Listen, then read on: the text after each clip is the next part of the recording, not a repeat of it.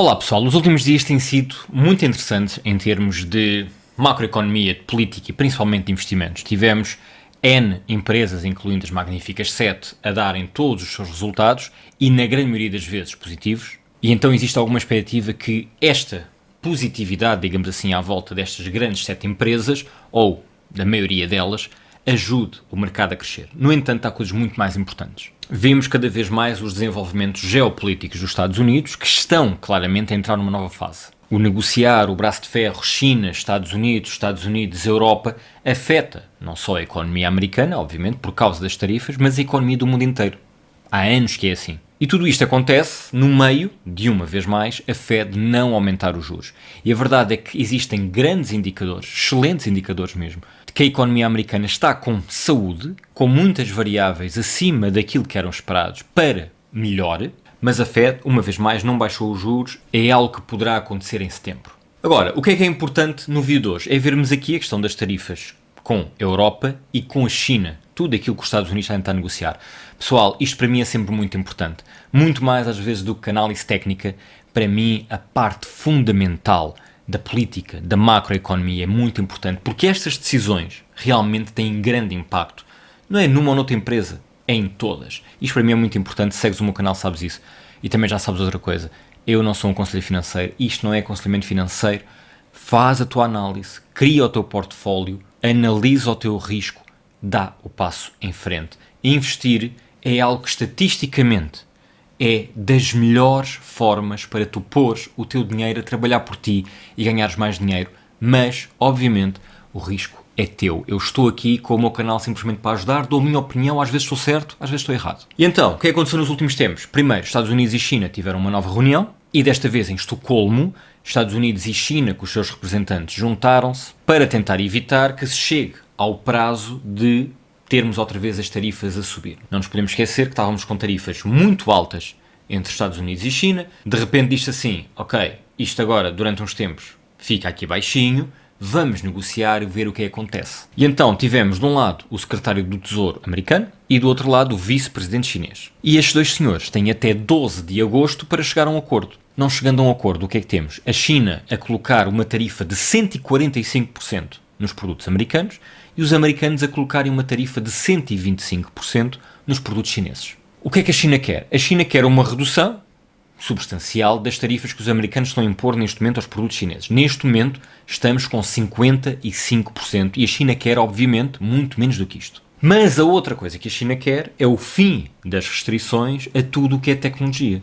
Porque neste momento existem N produtos e serviços, mas principalmente produtos americanos, que as empresas americanas não podem vender à China. Como, por exemplo, a Nvidia não pode vender os seus melhores GPUs para inteligência artificial, não os pode vender à China. A questão é que este aqui é um tema altamente sensível e onde eu acho que os Estados Unidos não vão quebrar.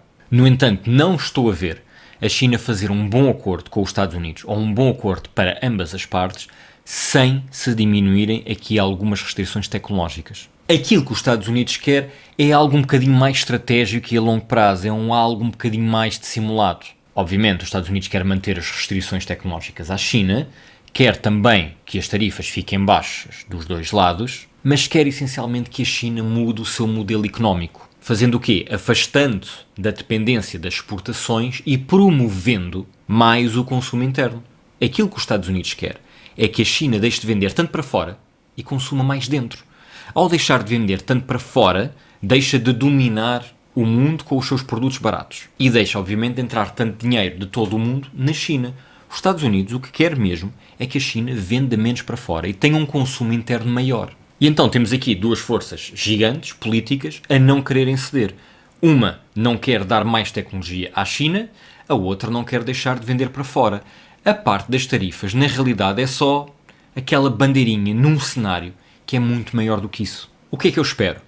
Que se chegue aqui a alguns acordos, sinceramente, que se consiga fazer algumas coisas. Não será perfeito, mas algo até dia 12 de agosto, de maneira que se possa dizer assim, estamos no bom caminho, ou vamos adiar isto durante mais algum tempo, vamos aliviar aqui alguma coisa e vamos continuar com as negociações. Isto para depois, se calhar lá para outubro, termos uma cimeira Trump, Xi Jinping, pessoalmente tentarem resolver as coisas e algum ceder ali um bocadinho, todos eles tentando ficar como o grande rei, como o grande vencedor desta guerra. Mas esta guerra é muito mais do que tarifas, é muita coisa de um ponto de vista macroeconómico e por isso é que eu estou muito interessado neste tema. A seguir, Trump, que não quer ter, obviamente, a sua organização a ter de negociar com todos os países, aquilo que disse foi: os países que não negociarem connosco até dia 1 de agosto vão levar com tarifas standard entre os 15% e os 20%. Chegou 1 de agosto e muitos países que não negociaram, mas que queriam de alguma forma ter tarifas mais baixas do que 10%, agora vão levar com tarifas mais altas. E estamos a falar principalmente de países que nem sequer terão grande capacidade de negociação.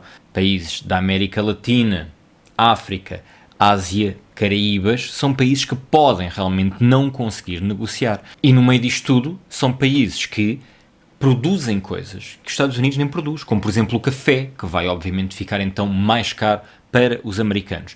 O Brasil, esse está com tarifas muito altas. Quem conseguiu negociar e as coisas ficaram mais calmas foi obviamente a União Europeia. A União Europeia, como eu já falei aqui várias vezes, durante os últimos anos, a União Europeia teve para praticamente tudo tarifas mais altas do que os Estados Unidos tinha para a Europa. Trump tentou reverter isto, fazendo obviamente o seu óbvio e normal e forte braço de ferro, porque os Estados Unidos é os Estados Unidos. E então o que é que sai do novo acordo? Tarifas de 15% sobre mais de metade dos produtos europeus, onde estão incluídos os automóveis. Algo que antigamente os Estados Unidos tinha como tarifas de 2,5% para carros europeus e a Europa tinha de 10% para carros americanos. Portanto, na altura, antes de começar toda esta guerra de tarifas, a Europa tinha tarifas 4 vezes mais altas do que os Estados Unidos tinham para os produtos europeus, neste caso carros. Depois, isenção em setores-chave, como aeronáutica, farmacêutica e vários produtos químicos. E ainda um compromisso do lado da Europa de comprar 750 mil milhões de dólares em energia americana. E aqui sim é uma grande vitória de Trump. A Europa comprar esta energia toda aos Estados Unidos nos próximos anos é muito dinheiro. Para além disso, investir 600 mil milhões de dólares na economia americana. E isso, na realidade, a Europa, provavelmente, as empresas já iriam fazer isso na sua totalidade ou perto desse valor, mas é muito dinheiro. É essencialmente uma forma de Trump sair vencedor. E aqui saiu claramente vencedor. Trump, para além disso, ainda vem dizer que se conseguiu evitar um acordo de tarifas a 30%. Por isso, aqui sim, a Europa não conseguiu, obviamente, negociar com os Estados Unidos, porque a Europa não tem a posição que, por exemplo, tem a China. Tanto de um ponto de vista de dólares, como de poder económico, como de grandes empresas, de grandes matérias-primas e de capacidade de exportação. Impactos no mercado? Bem, pessoal, vários. Primeiro, maior confiança para os investidores, principalmente nesta relação mais até tecnológica, de serviços e de produtos tecnológicos, e de algumas indústrias também, e turismo e todas essas coisinhas, entre Estados Unidos e Europa. O setor imobiliário do lado dos Estados Unidos vai continuar a crescer, do lado da Europa provavelmente também, até porque nós compramos umas coisas uns aos outros, até para a própria construção e não só. E então temos aqui algumas empresas, a Siemens, a SAP, a ASML, que poderão realmente respirar aqui um bocadinho e ganhar um bocadinho com isto, com esta estabilidade. Mas também o próprio setor imobiliário, que continua a ser um setor no qual vale a pena investir e que até agora tem dado realmente retornos muito interessantes. Até porque há cada vez mais americanos a comprar casas em Portugal e Espanha. Reparem, um dos patrocinadores aqui do canal costuma ser a Endemo. A Endemo é uma plataforma onde tu podes investir em imobiliário em Espanha. Estamos a falar de uma empresa de investimentos que é licenciada em Espanha, França e outros países a nível europeu. É auditada, é certificada, essas coisinhas todas. Está obviamente sobre o regime europeu do MiFID II, consegues investir a partir de 250 euros. Eu vou-te mostrar aqui. Esta é uma das plataformas que mais pessoas me têm perguntado como é que as coisas estão a correr dentro daqueles patrocinadores que eu vou tendo do canal. Na Endemo tu podes investir em imobiliário em Espanha, é um setor que está a crescer imenso. Todo o imobiliário no sul da Europa está a crescer imenso, podendo existir retornos até 15% ao ano, mas lá está, podendo. Existe sempre risco, tal como existe risco de comprar ações, REITs e muitas outras coisas. Proteção de investidor até 20 mil euros, portanto até 20 mil euros teus aqui estão protegidos porque a Europa assim o exige. Podes começar a investir a partir de 250 euros, porque também estamos a falar de imobiliário, não é começar a investir com pouco. E estás a investir em algo de imobiliário que já existe. Não é apenas uma ideia, não é algo que vai ser construído. Não, é algo que já existe. Estar, obviamente, numa plataforma que é regulada, auditada na Europa, que tem que ter uma segurança de investidor, pelo menos 20 mil euros. Que já teve aqui investimentos brutais, muitos e muitos milhões já aqui investidos. O retorno em imobiliário tem sido bom. Em Espanha tem sido bom. Essa parte é muito importante. Não esquecer ainda, pessoal, que temos o cashback de verão aqui da Endemo. Consoante a quantidade de dinheiro que tu colocares aqui, recebes 1, 3 ou 4% de cashback. Aproveita até ao fim do mês de agosto. 31 de agosto de 2025. E a verdade é que já falei com outras pessoas que estão a usar, até agora está a correr bem. Quando não estiver a correr bem, eu também vos digo, independentemente de ser o patrocinador do canal ou não. Eu digo-vos, para já está a correr bem. Eu deixo o link em baixo, tu te inscreveres, obviamente, eu também agradeço. Tens o link em baixo, no limite, para receberes no teu mail novas possibilidades de investimento. E até pode ser que um dia apareça exatamente aquilo que tu queres investir, uma casa qualquer no sul de Espanha, tanto faz. Agora, vamos voltar aqui à parte de Estados Unidos e Europa. As reações foram muito positivas. Pessoas dos governos dos países na Europa, todos eles mostraram, obviamente, a sua satisfação. Mesmo que, obviamente, não tenha sido uma grande satisfação, mas a verdade é que evitou-se aqui alguma instabilidade. O ideal entre Estados Unidos e Europa é tarifas o mais baixo possível, pessoal. É a totalidade do mercado livre. Não vamos ter isso, mas para já não é nada mal. Sendo que, não esquecer uma coisa, é a Europa que vai investir nos Estados Unidos no acordo e não o contrário. E, portanto, a Europa, no limite, perde. O que esperar daqui para a frente? Como eu vos disse, algumas empresas que vendem muito entre Estados Unidos e Europa poderão crescer. Uma ASML, uma Samsung, uma Tesla, uma Siemens, tudo empresas que poderiam ter aqui alguma instabilidade, podem ganhar a longo prazo. Não é de um dia para o outro, mas podem ganhar a longo prazo. Por exemplo, a Microsoft e a Meta são empresas que têm faturações brutais na Europa. Nos dias a seguir começaram a crescer. A juntar a isto também os seus resultados que foram muito bons. A Microsoft, como vocês sabem, tem vindo a crescer muito. Eu estou aqui a mostrar um gráfico a 5 anos, mas se eu mostrar aqui o gráfico a um mês, o que é que temos aqui?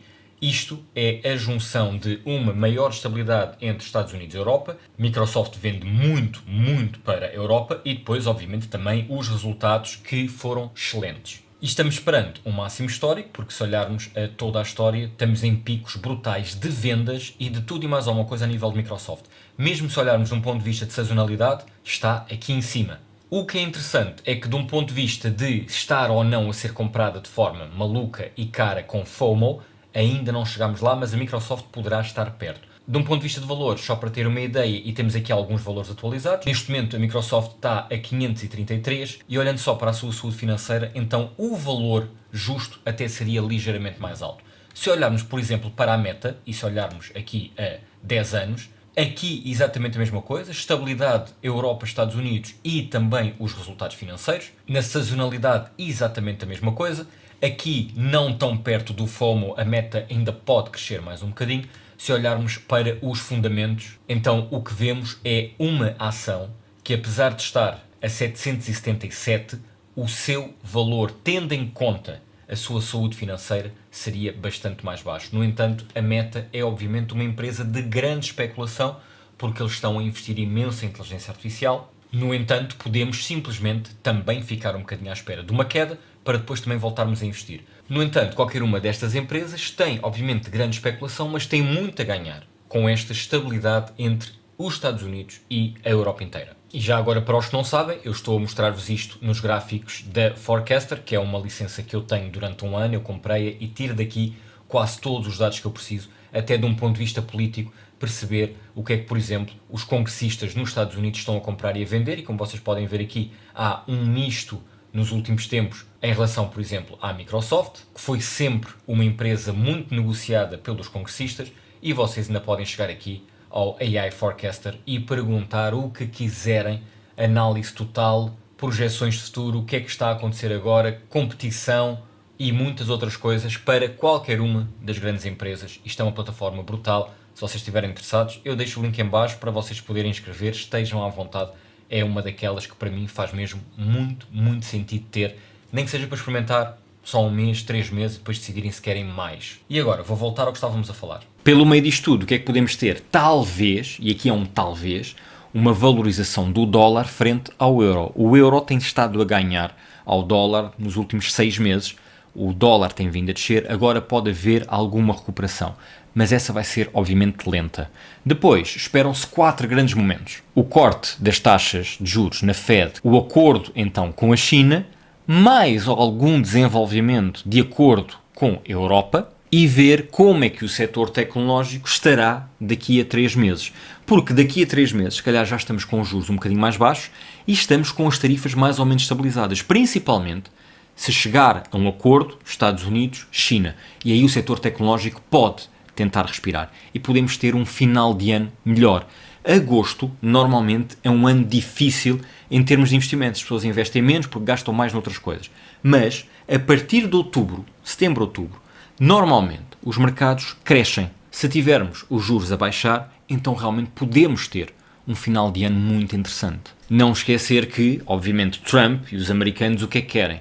Juros mais baixos, perto da Black Friday, perto do Natal, tarifas baixas, porque os americanos consomem muito na altura do Natal. Pelo meio, Bitcoin tem atrasado ligeiramente o seu crescimento, está uma vez mais a criar boas zonas de suporte cada vez mais altas, efeito horizontal, o que pode levar a que, por exemplo, aquela previsão que eu vos dei, que achava que Bitcoin iria atingir um pico muito interessante em agosto de 2026, portanto daqui a um ano, se calhar não será em agosto de 2026. Talvez seja no fim do ano de 2026. Para já, isso é um bocadinho de futurologia, vamos vendo as coisas com calma, vamos adaptando, mas aquilo que temos atualmente, em termos de relatórios tecnológicos, os acordos que estão a ser feitos, até alguns valores da economia americana, tudo parece estar muito, muito bom, ou pelo menos indicar algo muito positivo nos próximos tempos, mas sempre com calma, até para não entrarmos numa bolha.